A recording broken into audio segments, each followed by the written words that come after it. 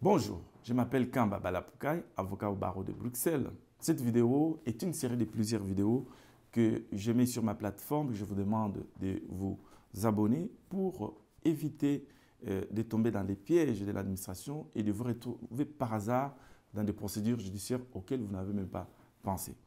Je vais vous aborder aujourd'hui les regroupements familiales avec un conjoint belge. Et quand je parle de regroupement familial avec conjoint belge, il faut comprendre déjà selon qu'il s'agit de mariage, d'un mariage ou bien d'une cohabitation légale.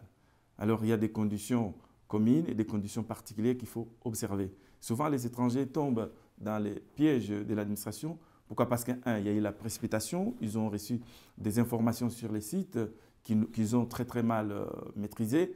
Et puis, par manque de connaissances de la loi, l'ignorance aussi de la procédure, tout cela fait que les étrangers tombent du coup dans les pièces de l'administration et on reçoit beaucoup de cas qui ont des refus, des décisions de refus de l'administration. Pourquoi? Parce que la procédure a été mal engagée ou les dossiers étaient incomplets ou au moins un des membres du couple a changé les statuts alors que si les candidats étaient au courant, ils devaient normalement faire tout pour que cette situation ne puisse pas arriver.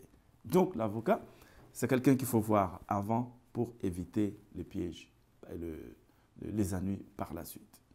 Donc, dans tout ce qui est les regroupements familiales, il faut retenir juste la notion fondamentale du regroupement familial, c'est que les candidats belges du couple, ils doivent faire très attention parce que tout tourne autour de ces candidats belges.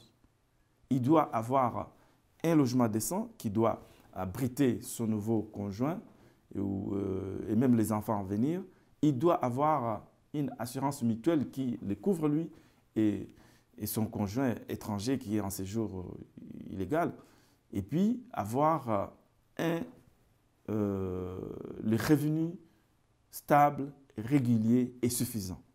Et si souvent, si on est sous un contrat à durée indéterminée et que pendant le mariage ou la cohabitation légale, du coup les statuts changent, on se retrouve au chômage ou au grappa, etc.